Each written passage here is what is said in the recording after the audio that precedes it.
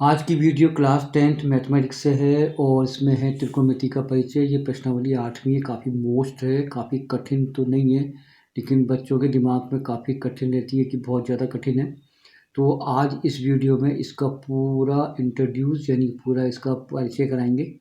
तो शुरुआत करते हैं भूमिका से, यानी कि ये त्रिकोणमिति शब्द कहाँ से बना। तो देखिए, त्रिकोणमिति के अंग्रेजी शब्द ट्रिग्नोमेट्री से बना है त्रिकोणमिति। अगर अपन इन तीन शब्दों को देखें तो इसका अर्थ क्या होता है। TRI इसको बोलते हैं अपन त्रि, और त्रि का अर्थ होता है तीन।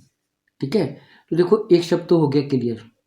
फिर होता है गौन, GON, गौन, गौन जिसका अर्थ होता है भुजा, जिसका अर्थ होता है भुजा। और मैट्रॉन का अर्थ होता है बेटा माप, यानी कि तीन भुजाओं की माप, इसको बोलते हैं अपन त्रिकोणमिति। ये एक ग्रीक शब्द है, वहां से लिया गया है। अब आता है भाई, तीन कोणों की माप तो ट्रायंगल्स में आती है, लेकिन जो ट्रिग्नोमेट्री है वो आपके ना तो समबाहु में, ना विषमबाहु में, ना समद्विबाहु में, ये बेटा समकोण पर आधारित है। तो समकोण आपने देखा होगा और कभी आपने बनाया भी होगा। समकोण जो बनता है बेटा इस प्रकार से बनता है। समकोण में एक कोण बेटा 90 का होता है। अगर उसको नामांकित करें PQR से, ये PQR, इसमें Q जो है 90 का है, तो P और जो R है ये बेटा दोनों 90 डिग्री से छोटे होते हैं और इनका योग 90 होता है, लेकिन ये दोनों न्यून कोण होते हैं। अब आपने देखा होगा कि जो समकोण जो त्रिभुज है वो ट्रिग्नोमेट्री से रिलेटेड है, यानी कि जो ट्रिग्नोमेट्री है समकोण पर आधारित है। अब समकोण की एक बेटा प्रमेय और भी होती है, वो आपने पढ़ी होगी, पाइथागोरस। ठीक है, और पाइथागोरस प्रमेय में क्या होता है बेटा, कर्ण का वर्ग, कर्ण ये वाला है, ये वाला क्यों है अब मैं आपको बाद में बताऊंगा। कर्ण का वर्ग, कर्ण जैसे यहाँ पर ये कर्ण PR है, तो कर्ण का वर्ग अन्य दो भुजाओं के वर्ग के योग के बराबर होता है, यानी कि PQ का स्क्वायर बराबर QR के स्क्वायर के योग के बराबर आपका कर्ण का वर्ग होता है। ये प्रमेय पाइथागोरस लागू होती है और ये समकोण पर ही आधारित है। तो यहाँ तक तो आपको मेरे हिसाब से कोई टेंशन नहीं होगी। अब प्रश्न होता है कि कर्ण तो आपका PQ हो गया, ये आधार हो जाएगा, ये लंब हो जाएगा। तो अब हमें ये समझना होगा कि भाई कर्ण कौन सा हम माने और आधार कौन सा माने और फिर लंब किसको माने। तो बेटा 90 डिग्री के सामने हमेशा कर्ण होता है। ठीक है, अब मैंने आपसे अभी कहा था कि ये दोनों न्यून कोण है, तो ये थीटा हो जाएगा, तो इसके सामने ये लंब होता है, थीटा के सामने लंब होता है, और नीचे जो बच जाएगा वो आपका आधार हो जाएगा।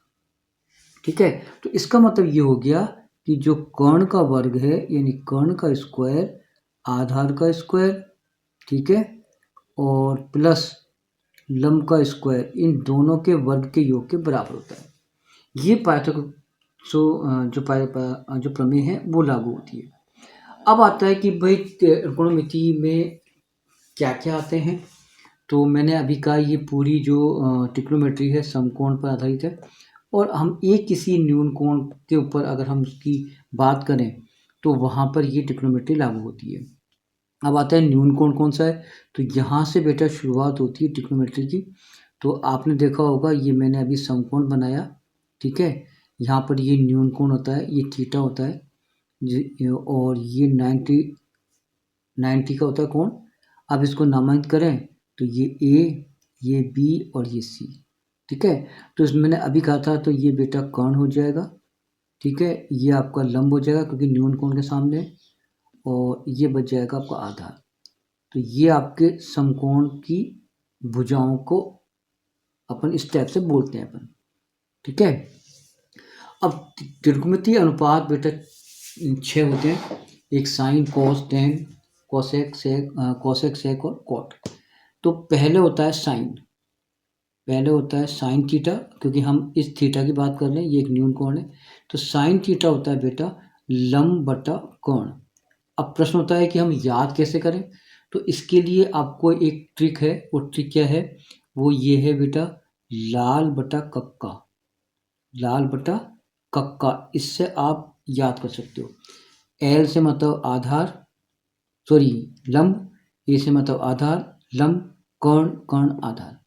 तो साइन थीटा होता है पहला वाला लंब बटा कर्ण। तो लंब बटा कर्ण हो गया आपका साइन, तो ऊपर आ जाएगा लंब और नीचे आ जाएगा आधार। तो जब भी आपको साइन हो तो लंब बटा कर्ण होगा। फिर साइन के बाद बेटा कॉस थीटा आता है। अब कॉस होता है बेटा ए बटा के, ए बटा के, तो ए का मतलब हो गया आधार, ठीक है बेटा, और के का मतलब हो गया कर्ण। तो कॉस थीटा होता है आधार बटा कर्ण, ठीक है। फिर आता है पार्ट टेन थीटा, तीसरे नंबर का टेन आता है, ये लंब बटा आधार, तो एल बटा ए, एल से मतलब लंब और ए से मतलब आधार, ठीक है, ये आधार। तो साइन हो गया लंब बटा कर्ण, लंब बटा कर्ण, बीच में आपका कोस आ गया तो आधा बटा कर्ण, और लास्ट में टेन आ गया लंब बटा आधार, ठीक है। अब देखो मैंने कहा अभी 6 का, तो 3 कौन से हैं? 3 देखो, साइन का उल्टा होता है कोसेक, साइन का उल्टा क्या होता है? कोसेक। तो उल्टा मतलब के बटा एल, ठीक है, कर्ण बटा लंब। सेक कोस का उल्टा होता है सेक थीटा, यानी उल्टा करो के बटा ए, यानी कर्ण बटा आधार। टेन का उल्टा होता है कोट थीटा, और कोट होता है अपने ए बटा एल, यानी ए से मतलब ए बटा एल, आधार बटा लंब। तो देखो साइन याद हो जाएगा, कोस याद हो जाएगा, टेन, साइन का उल्टा कोसेक, कोसेक का उल्टा सेक, और टेन का उल्टा कोट। तो ये बेटा त्रिकोणमितीय अनुपात थे। अब इसमें क्या है, अपन कुछ सूत्र हैं तो उनको भी देखते हैं। अब देखते हैं कि साइन, कोस, टेन, कोसेक, इनमें क्या संबंध है, पहले अपन इस पर चर्चा करेंगे। तो देखो सबसे पहले मैं साइन को लेकर चलता हूँ। तो जो साइन थीटा है वो बेटा इक्वल होता है 1 बटा कोसेक थीटा के बराबर, ठीक है। और जो कोसेक थीटा है वो होता है 1 बटा साइन थीटा के बराबर, क्योंकि ये एक दूसरे के अपोजिट होते हैं। तो साइन बराबर होता है 1 बटा कोसेक, और कोसेक होता है 1 बटा साइन। अगर अपन कॉस की बात करें तो जो कॉस थीटा होता है वो 1 बटा सेक थीटा के बराबर, और जो सेक थीटा है वो होता है आपके 1 बटा कॉस थीटा के बराबर। तो आप कॉस को 1 बटा सेक, सेक को 1 बटा कॉस में लिख सकते हो, साइन को 1 बटा कॉसेक, कॉसेक को 1 बटा साइन में लिख सकते हो, ठीक है। थर्ड नंबर आता है टेन का। तो जो टेन थीटा है वो बेटा 1 बटा कॉट थीटा होता है, या फिर कॉट थीटा है वो होता है 1 बटा टेन थीटा के बराबर। सही है कि क्लियर हो चुका। चलिए अब टेन के और भी रूप बेटा। तो टेन थीटा होता है बेटा साइन थीटा बटा कॉस थीटा भी होता है। ये तो होता ही है, टेन 1/कोट होता है और कोट 1/10 होता ही है, लेकिन टेन का एक और मान है साइन बटा कॉस। इसी प्रकार से जो कोट है इसका मान उल्टा होता है, वो होता है आपका कॉस थीटा बटा साइन थीटा। तो जब भी आप प्रश्न करें, हल करें, तो इसको यूज़ करें, इनको यूज़ कम करें, ठीक है। अब देखो ये मैंने इनमें संबंध बताया, अब अपन कुछ इनके सूत्र हैं उस पर अपन चर्चा कर लेते हैं। सबसे पहले अपन साइन कोस पे करेंगे चर्चा। Sign theta into cosec theta, अगर ये बेटा दोनों गुणा में आ जाए तो इनकी वैल्यू 1 होती है, ये आप नोट कर लेना। अब दूसरा होता है cos theta into sec theta, इस दोनों की वैल्यू 1 होती है। अगर हम बात करें टेन की, तो tan theta into cot theta अगर गुणा में है तो इनकी वैल्यू 1 होती है। अब मैं एक एक को एक्सप्लेन करूं कि भाई ये एक एक क्यों होता है। देखो पहले मैं इसको करता हूं हल।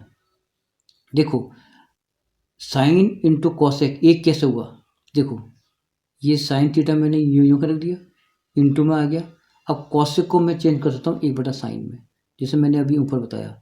तो देखो कोसेक होता है 1 बटा साइन, देखो ऊपर देखो ये कोसेक 1 बटा साइन में। तो अब देखो इस वाले साइन को चेंज किया नहीं, साइन थीटा इंटू इसको चेंज करा कोसेक को 1 बटा साइन में, तो ये कट गया तो आपका 1 आ गया, तो बराबर कितना आ गया 1। तो इसलिए बेटा इनका मान 1 हो गया। अगर अपन कॉस की बात करें तो देखो कॉस, तो कॉस थीटा को चेंज करो मत, सेक को चेंज कर दो 1/cos थीटा में, जैसे मैंने अभी बताया। तो ये से कट गया तो इसकी वैल्यू बेटा 1 होती है, जो मैंने अभी आपको बताई। टेन को ले लो, थर्ड नंबर पे टेन है, तो टेन थीटा इंटू कोड को चेंज करेंगे 1/tan थीटा में, ठीक है, जैसे मैंने अभी ऊपर बताया। तो ये से कट जाएगा तो इसकी वैल्यू 1 हो जाएगी। टेन है, टेन टेन देखो आप, टेन का मान होता है 1/कोड, और कोड का होता है 1/tan में। तो मैंने कोड को चेंज कर दिया 1/tan में, टेन से टेन कट दिया, ये आपका 1 आ गया। तो इसका अर्थ ये हो गया कि sine theta into cos theta की वैल्यू 1 होती है, cos theta into sec theta की वैल्यू 1 होती है, टेन थीटा और कोट थीटा की वैल्यू 1 होती है। ये आपको याद रखना है, जरूरी है, बहुत इंपॉर्टेंट है, ठीक है। अब इनमें कौन कौन सी और सब समीकरण हैं उन पर अपन बात करते हैं, फिर अपन समकोण पे बात करेंगे। अब अपन बात करते हैं सब समीकरणों पर। अब आगे अपन सब समीकरण, ठीक है। अब सब समीकरण कौन कौन सी ये बात करो। सबसे पहली सब समीकरण पकड़ो, वो ये होती है sine square theta into cos square theta की वैल्यू बेटा 1 होती है जब ये दोनों स्क्वायर में हो, ठीक है ना। Sine square theta into cos square theta की वैल्यू 1 होती है। अब बेटा मैंने क्या करा, यहाँ पर कॉस स्क्वायर थीटा को छोड़ दिया, इसका कर लिया पक्षांतर, तो ये 1 माइनस साइन स्क्वायर थीटा हो जाएगा। तो इसका अर्थ हो गया कि कॉस स्क्वायर थीटा की जगह 1 माइनस साइन स्क्वायर थीटा रख सकते हो। इसी प्रकार से अगर मैं साइन स्क्वायर को ही छोड़ दूँ और कॉस को ले जाऊँ, तो ये 1 माइनस कॉस स्क्वायर थीटा हो जाएगा। तो साइन स्क्वायर थीटा की value 1 minus cos square theta के भी बराबर होती है। समझ में आ रही क्लियर है ना।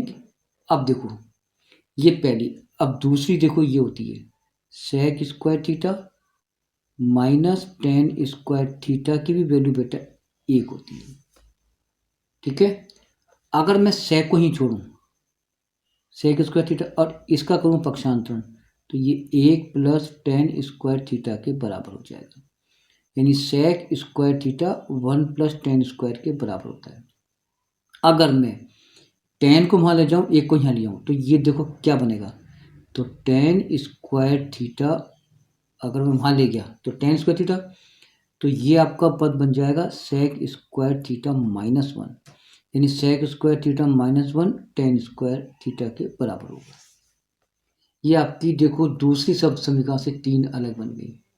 अब लेंगे अपन थर्ड सब समीकरण, वो ये होती है cosec square theta minus cot square theta की वैल्यू बेटा 1 होती है। अब कोट को वहाँ ले जाएं तो यहाँ छोड़ें कोसेक को, तो कोसेक स्क्वायर थीटा वो आपके 1 प्लस कोट स्क्वायर थीटा के बराबर होता है, ठीक है। यानी 1 प्लस कोट स्क्वायर थीटा की जगह कोसेक रख सकते हो। अगर मैं कोट को ही छोड़ूं तो कोट स्क्वायर थीटा किसके बराबर होगा, वो होगा आपके कोसेक स्क्वायर थीटा माइनस 1 के बराबर। क्यों होगा, क्योंकि ये माइनस में है तो इसको मैं करूँगा प्लस में, तो यहाँ प्लस में हो गया, इसको मैं यहाँ ले आया तो ये हो जाएगा कोसेक माइनस 1, ठीक है। तो ये देखो 3 सब समीकरण बन गई। समझ आ रही मेरी बात। तो ये आपके सब समीकरण हैं जो आपके प्रश्नों को हल करने में काम आएगी। ये एक साइन की है, ये पहले वाली बेटा साइन की है, दूसरी आपकी सेक वाली है, और तीसरी आपकी कोसेक वाली है। तो इस प्रकार से बेटा आपको इनों को हल करना है, ठीक है, कोई दिक्कत। अब कुछ सब समीकरण में लिख देता हूँ जो आपको हल करने में काम आएगी।